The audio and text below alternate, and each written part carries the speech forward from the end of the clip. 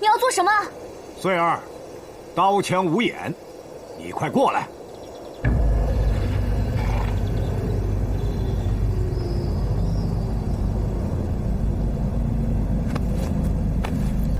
穗儿，你为何为了一个心里根本没有你的人而如此的执迷不悟啊？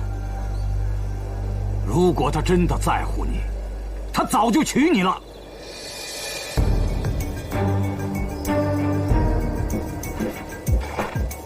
你先命他们撤下去，我便过来。哼，撤！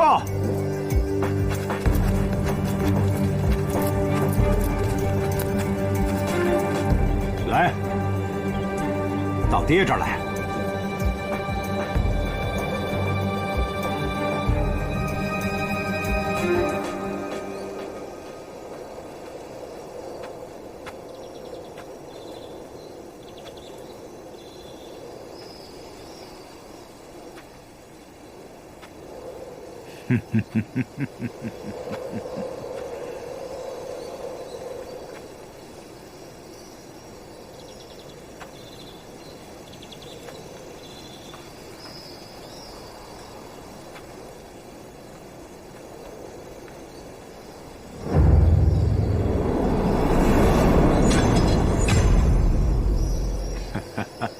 女王，看见了吧？我的女儿就……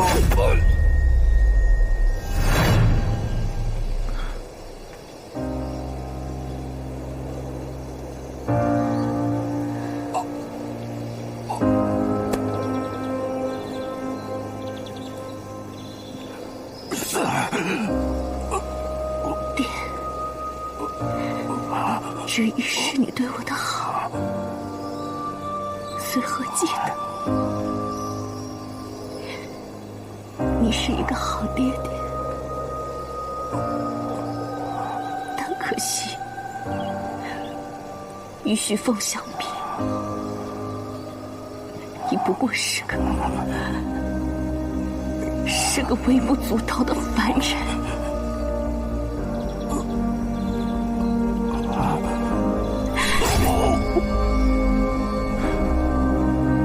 侯爷，侯爷。侯爷，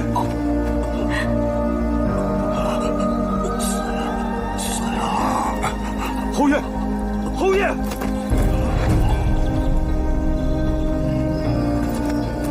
侯爷，侯爷！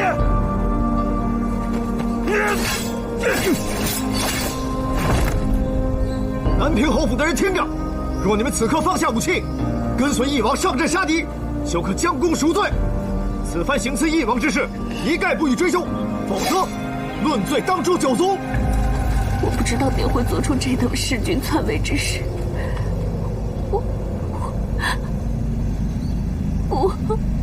表哥，去吧。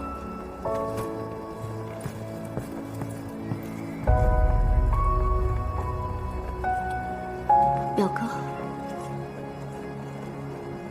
我爹已经死了，如今你就是我唯一的依靠。我知道，此番你为怀吾做的事情，我记在心里。日后有何难处，我绝不会坐视不理。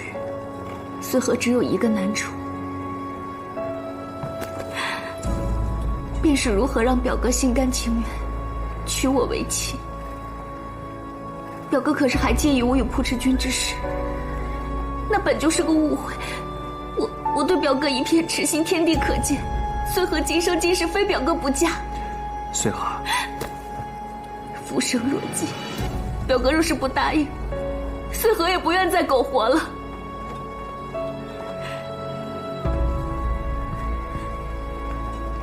随和，本王心里已经有人了，没办法再容下其他人，所以今后我会把你当作亲妹妹一样。表哥心中那人可是锦觅？是。为何是他？她是圣一族的圣女，你和她是不会有结果的。表哥，从小我便倾心于你，为你做了那么多，连我对你真的要对我如此绝情吗？随和，我知道你的心意，你为我做的事情，我心下感激。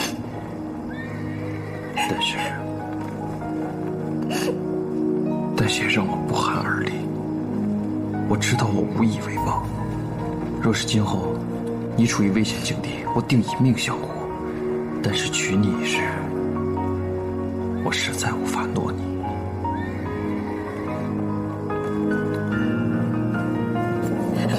表哥，我做这一切都是为了你。锦觅她到底有什么好？好的让你天上地下都追着她不放。随和，因为这几日之事你心绪不稳，我们改日再说。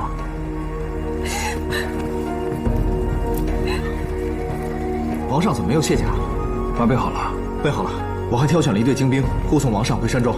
把郡主送回去。锦觅，我绝不会让你如愿的。皇上，我是不是又在做梦了？不是吗？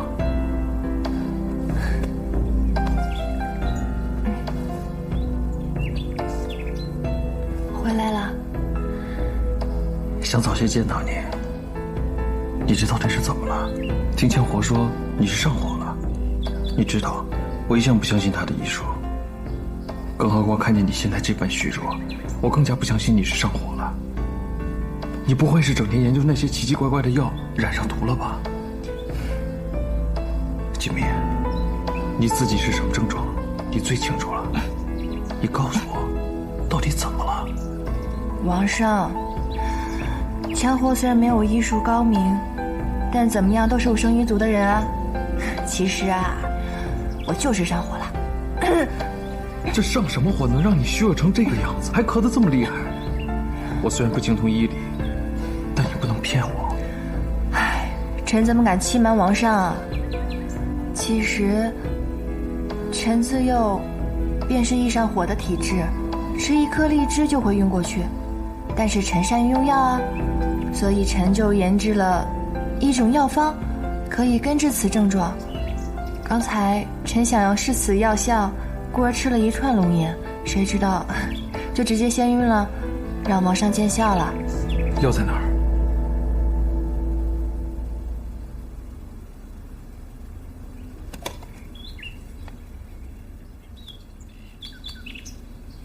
吃几个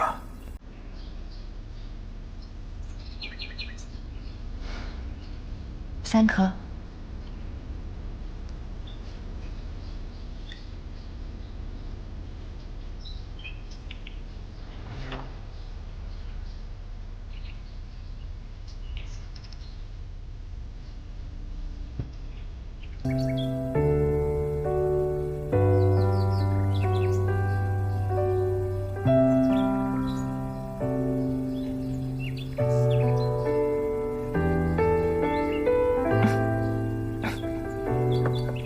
快躺下，好好休息。王上，我没有骗您吧？我吃了这个药，现在已经好很多了，臣没事了。要不然，我陪你去院里溜溜弯，或者陪你下盘棋。答应我，以后不能再这样吓我了。皇上，您莫不是从战场上直接回来的？是又如何？唉，以前只听过王上战神的威名，却从未见过王上身着戎装的样子。果然如他们所说，好看。你将这封信亲手送到梁国主君手里，我许他里应外合，灭了坏物。有了这封信，梁王定会亲自出征，不管用什么方法，你一定要保证此事不出差池。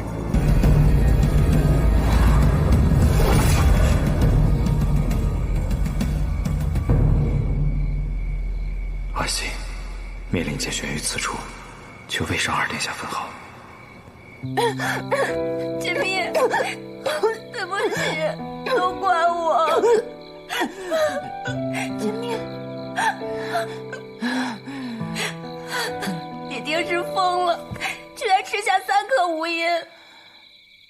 这是唯一能够压制清月症状的药，可这也是剧毒之药，如此急功近利，你不要命了吗？我跟他在一起的时日不多了，我不想跟他在一起的时候，他看到我是如此的病容，我不想让他为我担忧。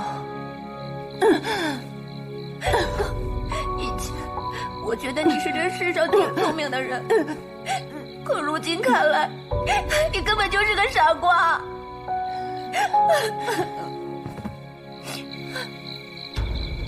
锦觅，锦觅，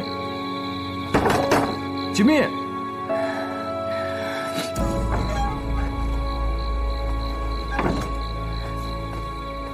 参见王上。王上，圣女正在换衣，请王上在院中稍等片刻。好。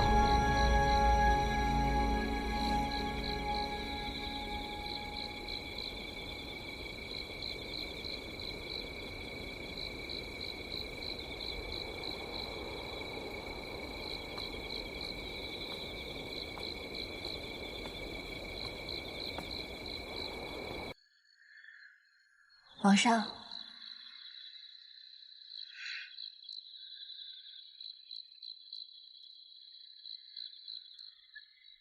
您又要去前线了？本以为这次击退梁国，他们短时间内不会再有动作了，可谁都没想到，这一次梁王要御驾亲征，所以我也不得不再应战了。皇上，我恐怕等不到了。怎么？你等不了这几日？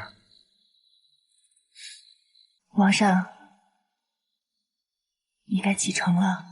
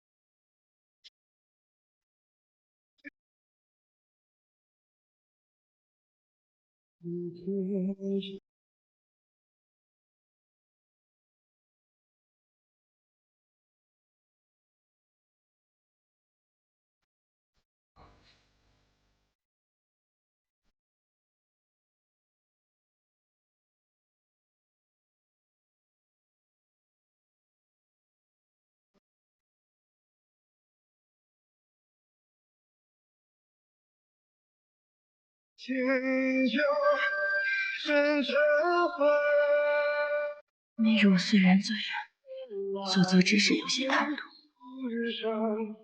可是我并不后悔。一场回忆，生生灭灭，寥寥心扉，再回。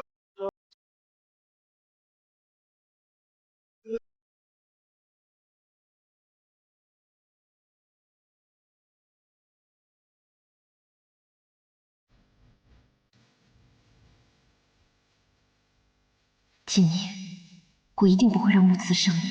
锦觅，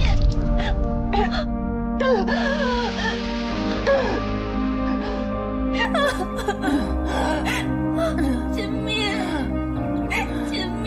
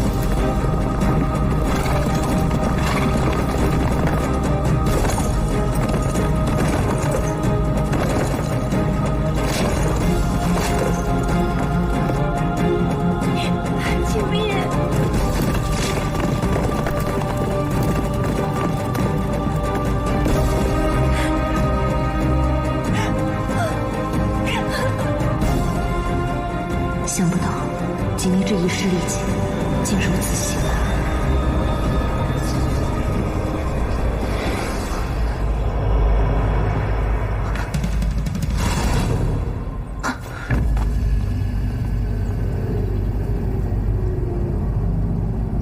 刘英，他也来了。想必刘英也是担心二殿下的安全，所以大家目标一致。这世上到处都是自作多情之人。依属下看，要说对二殿下痴心多情，还当属穗禾公主。不如先把正事解决了再说吧。速战速决。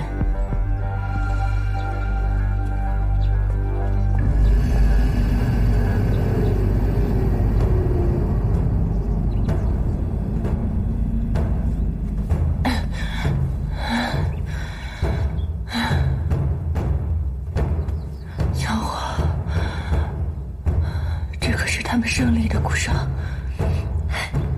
此番大败梁国，皇上与他们主君签了停战协议，永不再战。那便好，那便好。江火，等他回来的时候，你一定要亲口告诉他。我并非实验。对不起啊。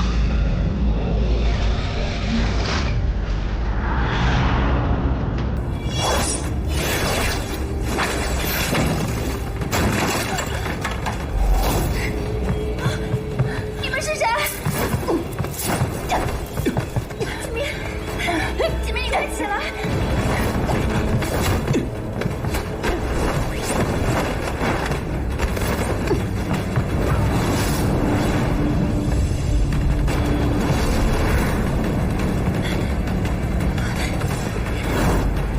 你还会执迷不悟吗？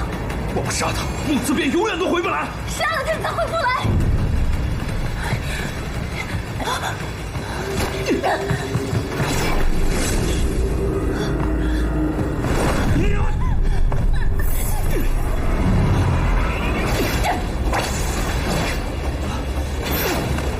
锦觅，锦觅，快！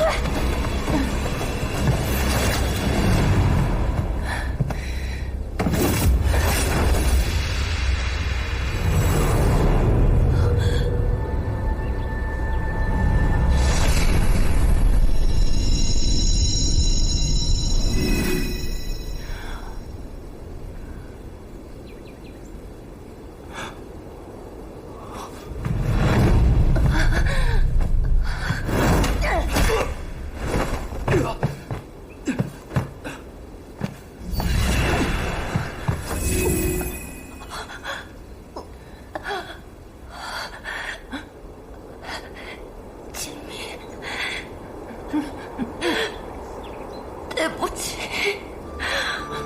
不要怪我。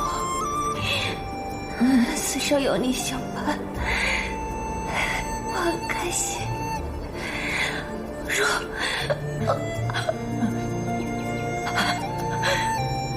有来生，我们还做朋友。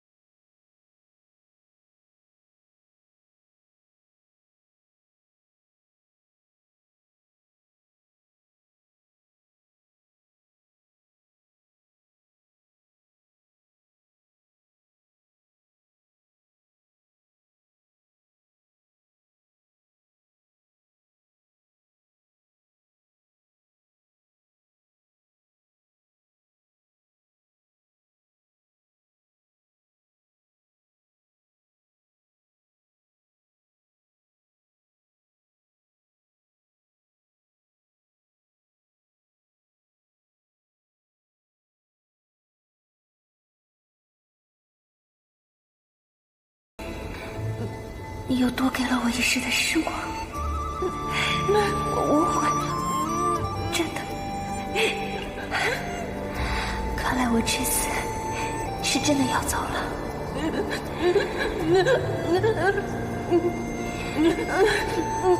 你答应我，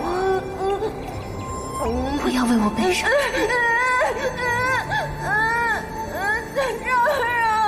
在青春里找到理想相遇的地方，我会在那里等待一起看斜阳。我在青春里找到理想相爱的地方，我会在那里歌唱弹奏着。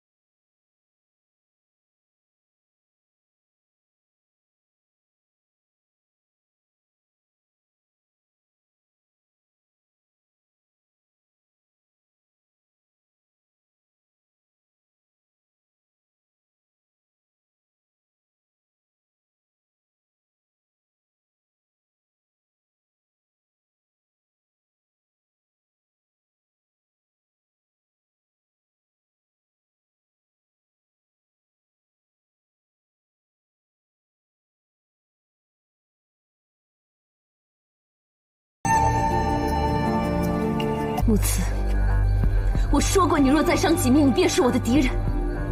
我今天不会让你走，我要把所有的事情都弄清楚。公主，这件事情真的不要再追究了，否则只会让你自己更危险而已。你如今还关心我的安危吗？随你怎么想。你与穗禾见面，可是在为天后做事。要么放我走，要么杀了我。你怎么会变成这样？难道我们的过去对你来说毫无意义吗？看来你我终是再不可能了，我不该再奢望。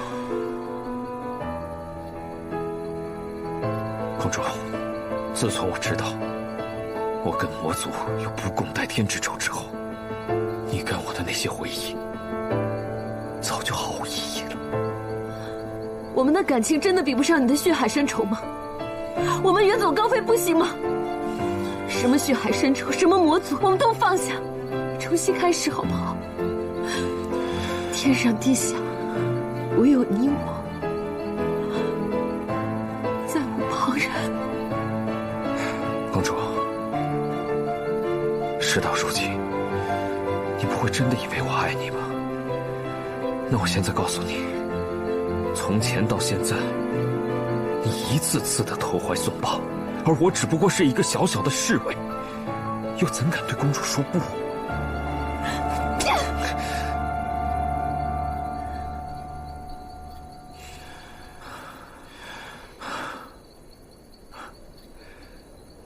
一个巴掌，换来跟公主的春宵一刻，值了。他日再见。若你再对锦觅、对魔族不利，你便是我的仇人，我绝对不会手下留情。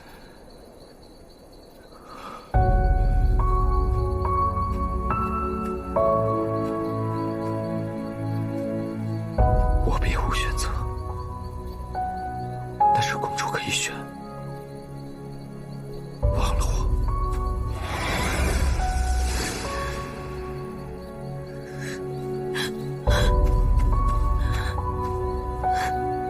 表哥。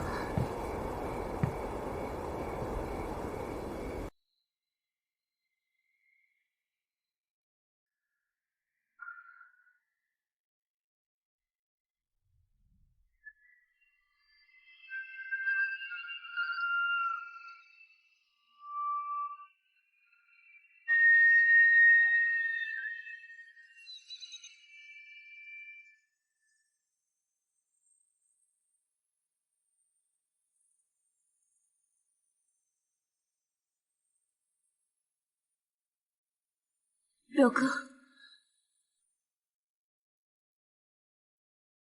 不知是哪里出来的神仙还是妖魔，杀了圣母。我本想出手反击，但他们突然在我眼前消失不见了。给我查！是王上，人死不能复生，皇上保重。一壶清酒，一身尘灰。表哥，出去！余年来回，无语上一场春秋，生生灭灭，浮华是非。待花开之时，再醉一回。愿这长生的时光不再枯萎，再回首间尝新酒余味。苦品酒，一身尘。金敏，你知道吗？这件凤袍是你初入山庄时我派人给你做的。每过一段时间，便依我目测你的身形修改，到现在修了有10次了。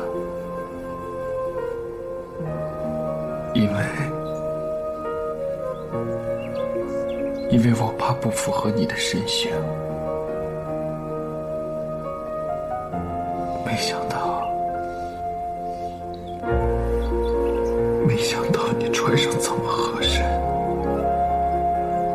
你说我目测的是不是还挺准的？只是我从来没给女子上过床。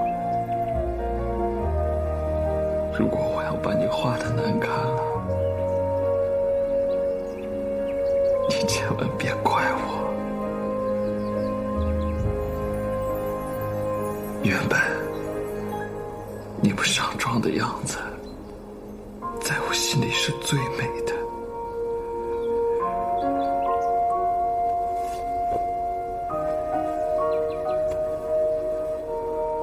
但是今天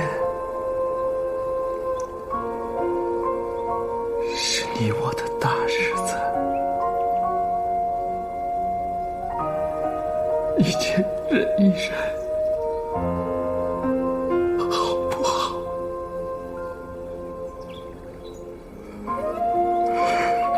我们谈完之后，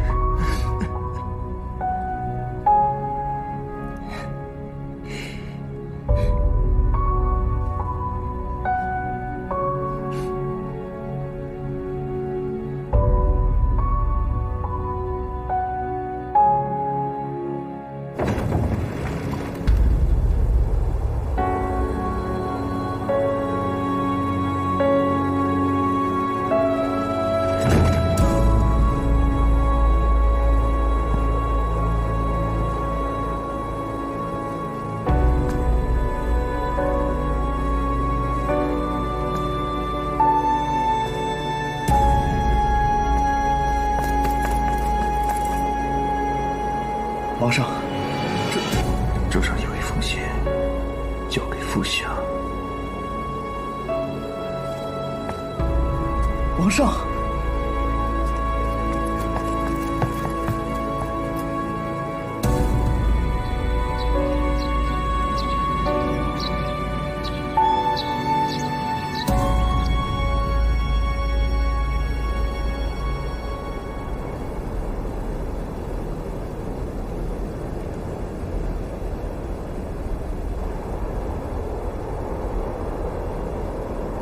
这酒本是为你这殉葬之人准备的，如今我们却颠倒了。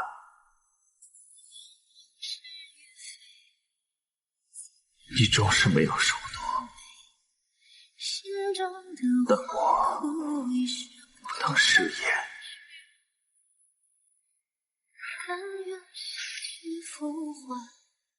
我应承你的，一样一样都会为你做到。不愿染是与非，怎料是不愿为。心中的花枯萎，时光淌去不回，回辗转来回，痛不隔着心扉。愿只愿余生无悔，随花香远飞。一无知这交杯酒你不能喝了，为父替你喝，可好？反正被你折磨了这么久了，也不差这一生，这一命。这么一看，还真的挺像吴雅的，不然以后就叫你丫丫。丫丫，怎么是你呀？皇上，好德如好色者，皇上请自重。何况臣的面貌面目粗鄙，人言诡计，我不在乎。等我回来，做我的王后可好？谢谢你，让我在蝼蚁一般微微又渺小的一生当中，第一次知道活着的意义。我知道你定要说我身为一国之君，如此任性地抛下了整个怀吾。你放心吧，我已将一切安排妥当。堂兄之子远袭，聪慧过人，才世无双。有父相辅佐他继位，怀吾未来无忧。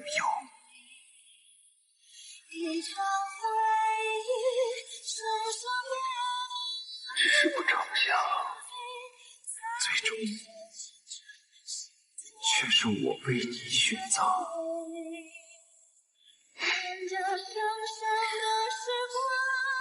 我很满足。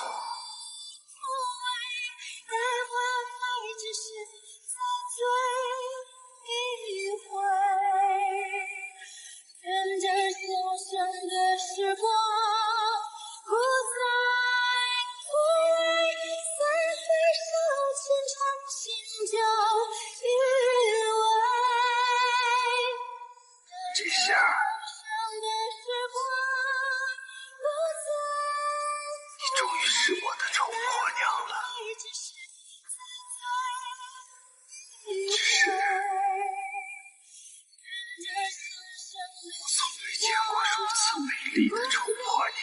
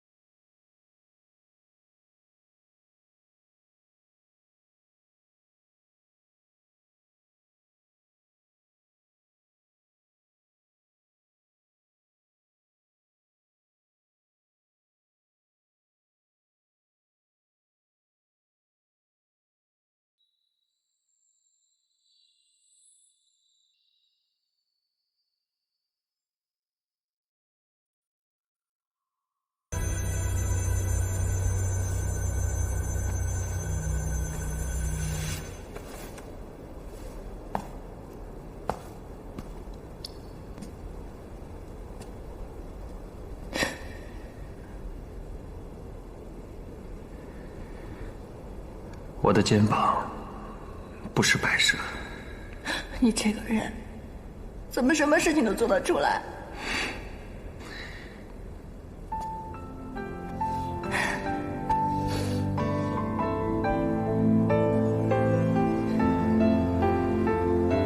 那你以后可得看好我才行啊。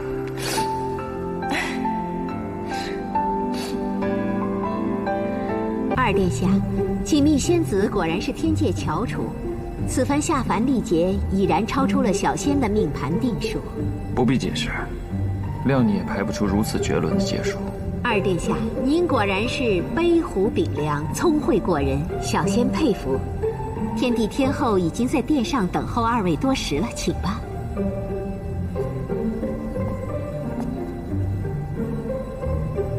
怎么了？没什么，我就是没有想到枪火就是肉肉，肉肉到底是被什么弄得元神散尽的呢？你放心吧，这件事情我一定会查出真相的。凤儿，小姐妹，你们可算回来了。玉仙，刚才我在观尘镜里面呀，看到你们在人间发生之事啊，真的是百转千回，荡气回肠啊！我凤娃的这份痴情，真是前无古人后无来者，老夫这小心肝儿都跟着颤了几颤。凤娃，你果然不枉费叔父平日里对你的谆谆教导，老夫此番欣慰得很呐。哎，对了，老夫若是将你们的故事写出个折子戏，那定能在6界之中大受欢迎啊！元姬，你说是不是？我们还是先进去吧，莫让天帝天后久等了。哦，对了，徐凤，天帝啊，知你私自下凡颇为不悦，莫怪叔父没有提醒你。待会儿大殿之上，你可要好自为之。知道了。陛下，洞庭湖之事不可小觑，肃立妄图谋反，意图让自己的亲儿子夜神登上帝位，而水神窝藏肃立数千年，其心必异，夜神肯定也脱不了干系。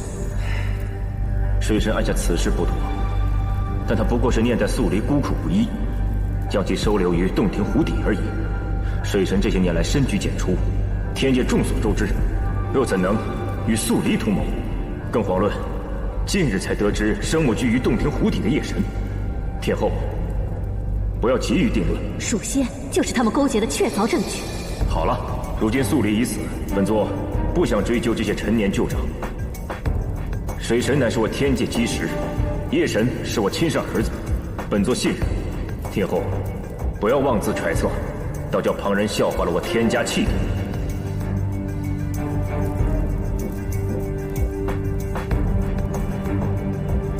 好了，水神在天界，那是不言而喻的威望，岂能因为一点点小事就坏了大局？你以为本座就不担心他们有异心吗？本座自是要查清楚原委，才做此打算的。那是因为陛下你没见着，我处置肃离的时候，润玉简直想要把我生吞活剥了，一点也不管我养育了他这么多年，他一点都不顾母子情分。这都是陛下你干的好事，留下了这么多后患。好了，陈年旧账就不要再提了啊！火神到！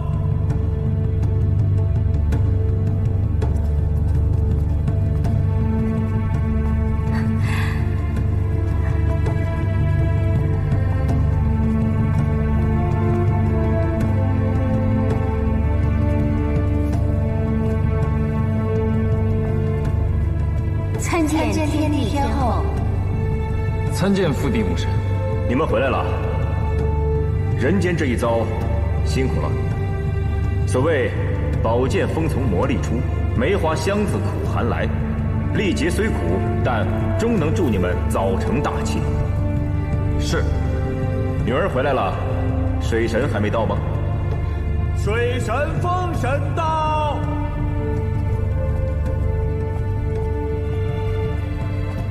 爹爹，蜜儿，爹爹，林秀仪，蜜儿，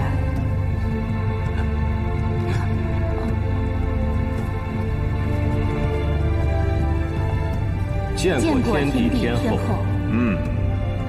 锦觅这一次人间历劫辛苦了，也是时候该继任花神之位了。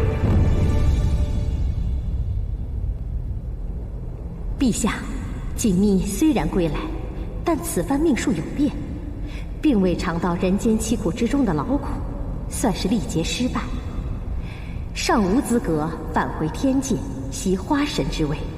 按照法度，锦觅理应再次转世为人，待尝尽凄苦之后，方可位列仙班。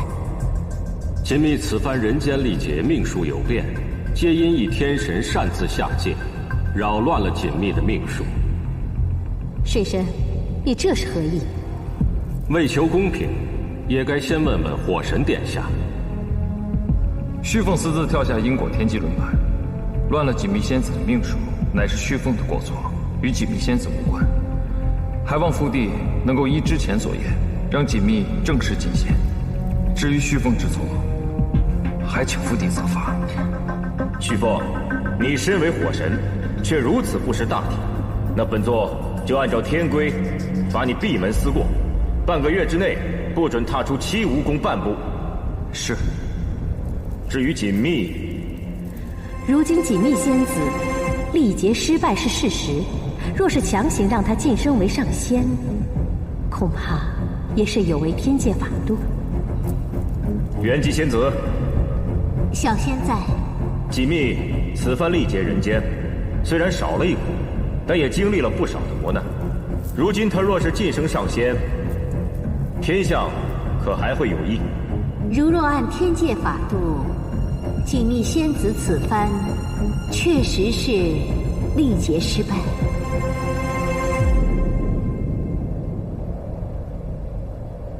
元吉，祸从口出啊！不过小仙方才细细地推演了一番，此番锦觅仙子下凡历劫，虽算不得圆满，但是她所经历的每一苦，皆是大苦的结束，是以神元修炼纯净。如若晋升上仙，小仙认为不会有损神本，亦不会引发天界异象。如此便好。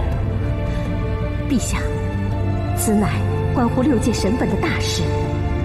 锦觅，本座现在宣布，你已位列仙班，晋升为上仙。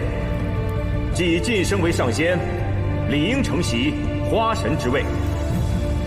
多谢陛下抬爱，只是这些年来，长房主把花界治理得井井有条，况且锦觅玩心很重，资历尚浅，如果当了花神，恐怕要日日守在花界。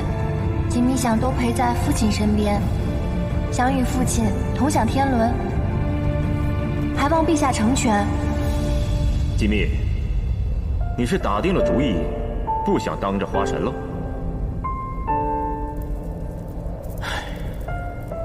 也罢，你毕竟还年轻，等你成了亲，定了心，再袭着花神之位也不迟。说起来，润玉跟锦觅的婚事，也该定个婚期了。陛下，陛下，锦觅此番人间历劫耗费了不少精力，况且又才晋升上仙，理应多些时日好好休息才是。况且，锦觅此番历劫，锦觅的花界好友为了救我而死去了，所以锦觅现在无心谈婚论嫁，只想尽快查出真凶，为他报仇。就有这等之事？你放心，本座一定会彻查此事。但此事与婚期无碍，还是先筹备你的婚事要紧。好了，3个月之后选一吉辰良日，为锦觅与润玉完婚。怎么可以？怎么可以啊？那我家凤娃怎么办呀？水神，你留一下，本座有话要跟你讲。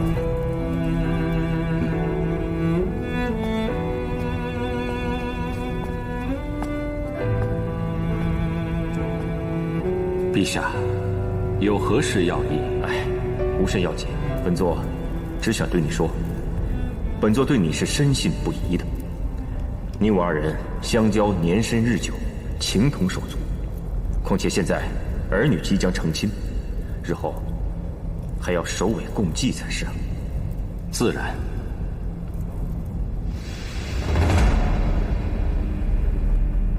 如此良机都会失手，我养你何用？屈原办事不力，请天后责罚。责罚？现在责罚还有什么意义？算了，你先去将穗禾接上来吧。是。殿下，哎，殿下回来了。殿下，你可算回来了。殿下，锦觅仙子，哦不，锦觅仙上，他在下凡历劫之前，在刘子池畔埋下几坛桂花酿，可要为殿下取来。不必了，你们去准备一些吃茶水便可。是，殿下。哎呦，这俩孩子真是目无尊长。凤娃，你可不能这么惯着他们呀，好歹也得把他们教得跟辽元君一样稳重才好。见过叔父。叔父说起辽元君，我想知道辽元君为何下了界。辽元君，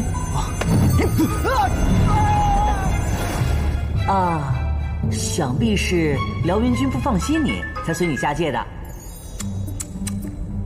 这辽元君的一片忠心呐，真是叫老夫佩服。我现在被禁足齐武宫，我想劳烦叔父一件事，叔父能不能下凡，帮我把辽元君接回来？好，包在我身上。哎，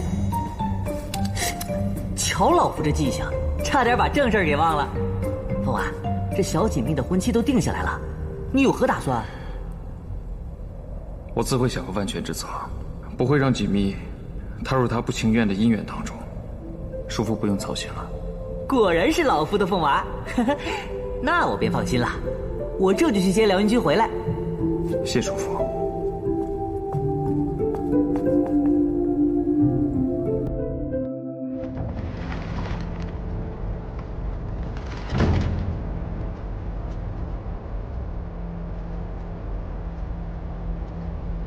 蜜儿，随便看看吧。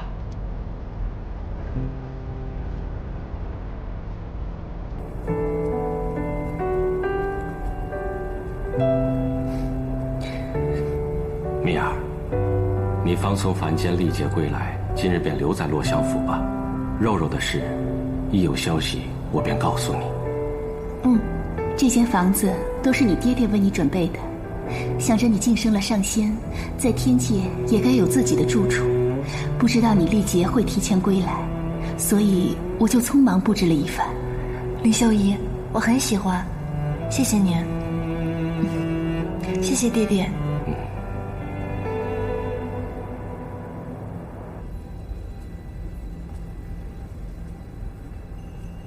此番锦觅顺利晋升上仙，与大殿下的婚期也已经定下来，本是双喜临门，可为何你却愁眉不展，闷闷不乐呢？莫非是在担心锦觅与二殿下在凡间所发生的那些事？正是。二殿下此番行事确实冲动了些，闲言碎语是避免不了了。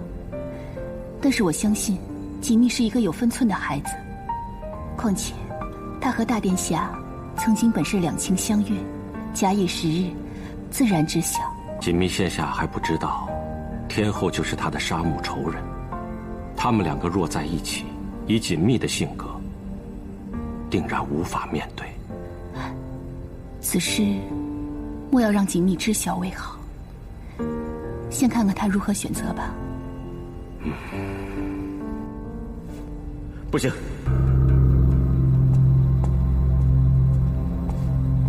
杀伐太重。陛下，你不是对那个妖精余情未了吧？哎，哪有此事？天后，不要总是旧事重提。可是那个妖精的手已经伸到9重天上，他指使属仙，趁着续凤涅槃去谋害他。此次洞庭一战，我亲自查实他私蓄甲兵数万，因图颠覆我天境，实在让人不寒而栗。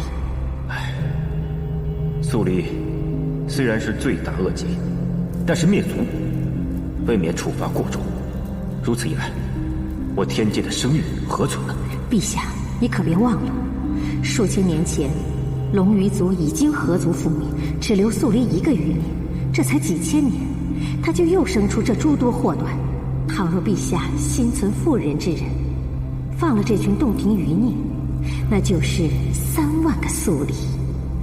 陛下更别忘了，在我们身边还有一个素离的亲生骨肉，到时候里应外合。哎，润玉自小在我的膝下长大，他的心性如何，你是最清楚的。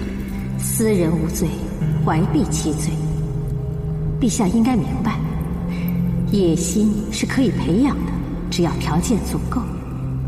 如果陛下想要保全2个儿子，那必须做个决断，永绝后患。天后为本座分忧，本座自当鼎力支持。只是天界承平日久，严刑峻法，太者非议。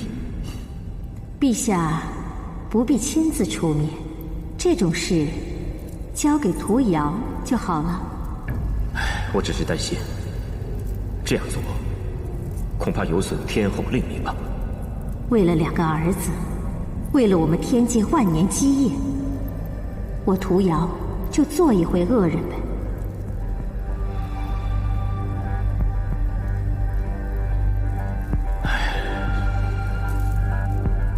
屠瑶明白。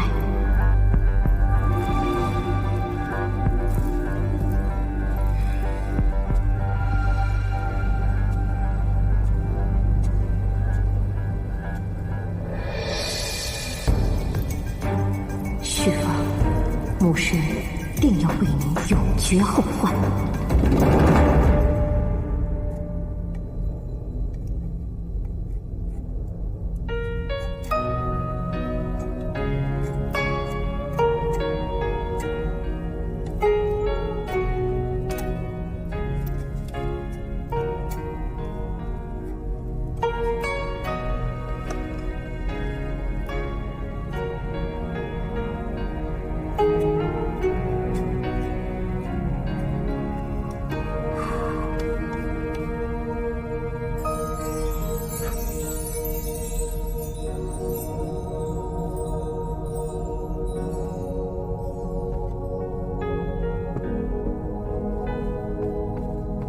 殿下，你来的正好，去把李儿和颜佑叫来，拜祭母亲。他们被天兵天将带走了。什么？天后要对3万洞庭水族施以天刑。何时行刑？恐怕雷公电母已经领命而去了。父帝，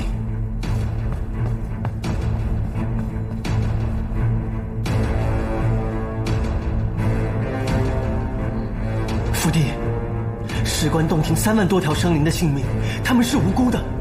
我母素离既已伏法，天后所为未免杀戮之心太重，我求求您救救他们吧，我愿为他们作保，日后绝不会再生事。天后也是顺应天命，素离谋逆，十恶不赦，理应按律惩办，只是杀法太重，本座也是于心不忍。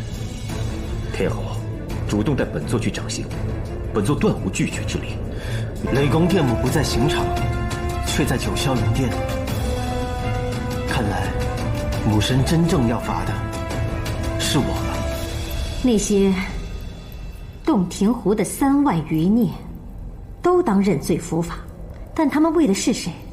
难道你不该一道被罚吗？他们都是些手无寸铁的无辜生灵，求母神网开一面。母神？当日是谁口口声声说要杀本座，替你生母报仇？当时的夜神何其威风，何其强横，今天怎么了？一点都不强了。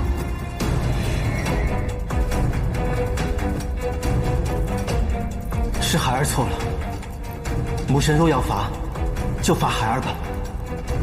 可那3万洞庭水族，他们是无辜的。那3万余孽和你娘亲，俱是包藏祸心、阴谋图反，想要颠覆天界，死有余辜。法不诛心，唯看其行。我娘她纵使有不满，但并未真正起兵。师母神仙，住口！你谋害旭凤，私蓄甲兵，意图谋反，其罪当诛。其实我就应该把你一刀击了。是孩儿错了，求母神开恩。夜神，你何错之有啊？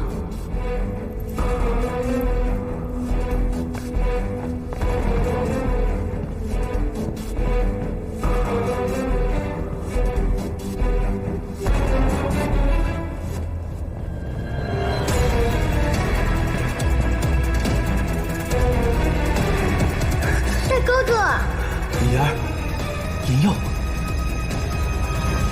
母神，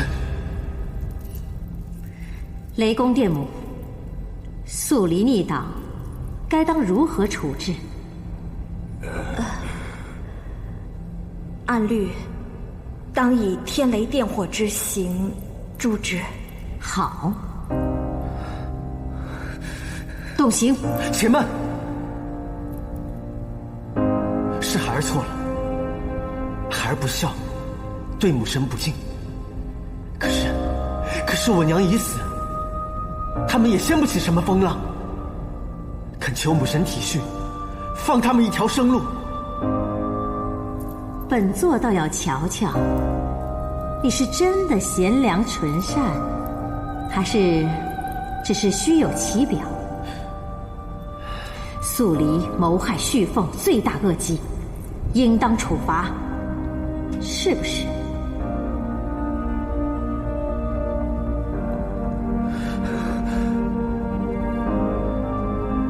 是不是？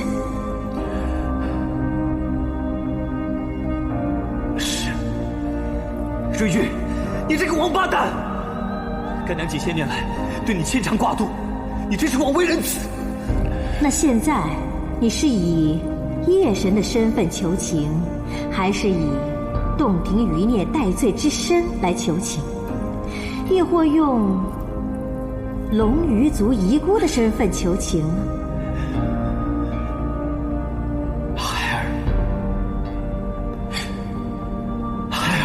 母债子偿，我生母犯的错误来偿，求母神不要再迁怒于旁人了。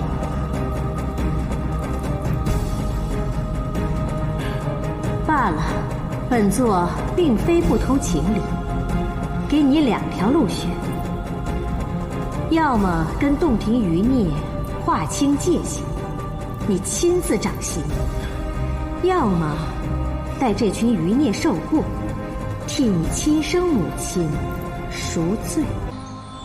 做个逍遥散仙，便是极好。花神死后，花界方主隐瞒了锦觅的身世，一直将她禁在水镜里，不能出去，以至于几百年来，锦觅一直以为自己是一个果子精，直到遇到一只烧焦的鸟儿。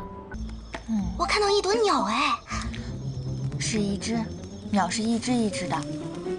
啊，它的花和叶子好硬啊。那是它的羽毛。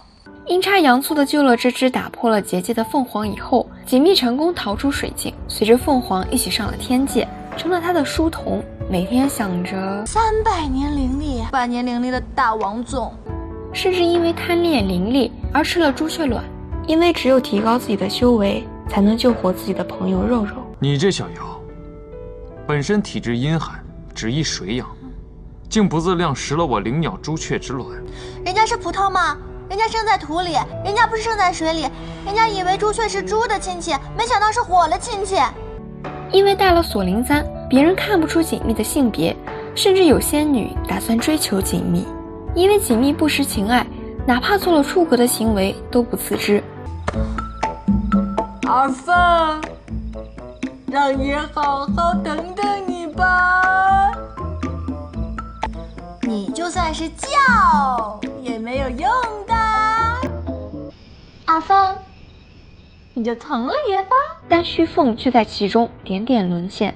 锦觅对于情爱也并非没有半点反应，他对旭凤的情意一点点加深，就会听到霜花碎裂的声音。在天界，锦觅认识了老大不小却黑发童颜的红狐狸月老，温润如玉的美男鱼润玉，更结识了心狠手辣的天后。天后是旭凤的生母，但2个人的性格相去甚远。天后一部起初因片名太长不被看好，后因演技在线改编精良，而一起18年暑假档的黑马玄幻剧。当年看这部剧的人，有的因为主角演技炸裂，有的因为沉溺于小艺仙官的颜值，而我不是重点。女主锦觅本是花神之女，但因花神为情所困，不想女儿重蹈覆辙，于是使用允丹让锦觅断情绝爱。待我去后，切莫立他为花神。你把它放在你的心口，用灵力催动，便可以画出整个春花秋实的美景。朝春暮秋可以延续1日呢。为什么只有春花秋实？我还想要你的夏至冬雪呢。画蛇添足，你是火神，便是夏日赤阳，而我呢，便是冬日霜雪啦。如此，正是4季都齐全了。锦觅的允丹经过凡间的经历，几乎要冲破桎梏，打算去退婚。水神以为锦觅是小孩心性，没有答应。已经黑化且无法容忍未婚妻与旭凤缠绵的润玉，趁着锦觅熟睡，重新将允丹修补好。锦觅又断了念想。而天后当年杀害花神的事东窗事发，加上企图杀害锦觅，于是被关进了炼狱之中。但他仍然不死心，将自己毕生功力传给了自己的侄女，也是心仪旭凤的鸟族首领穗禾。本座已将毕生修为度于你现有这琉璃净火加持，定要复兴鸟族，助儿旭凤登上帝位。穗禾飞信约见水神，用琉璃净火杀了水神和他现任妻子风神。信上的字句和旭凤的完全一样，会使用琉璃净火的人，天界就只有凤凰和天后。天后被关，所有的证据都指向了旭凤。因为需要守孝，锦觅和润玉的婚期延后了3年。守孝结束，锦觅见了旭凤，结了一绺头发，让旭凤放在内丹经原处。婚礼上是润玉预谋的叛变，旭凤与润玉交战。当琉璃净火的光辉闪烁，锦觅想起了被杀害的父亲、风神和母亲，拿起了水神用半生修为给他打造的兵器，刺中了旭凤的内丹经原处。旭凤魂魄消散后，锦觅的允丹终于从口中吐出，恢复了情爱。因为悲伤过度，昏了过去。天帝因为悲愤过度，自毁元神，润玉便顺理成章地成了天帝。锦觅苏醒后，领悟了自己对旭凤的爱，不停地去忘川找寻他的影踪，知道旭凤还留有一丝魂魄在世间，便去找太上老君求取丹药。为了得到炼制丹药的药引玄穹之光，历经艰险去找仙帝力的大哥，甚至用自己的眼中色彩作为交换。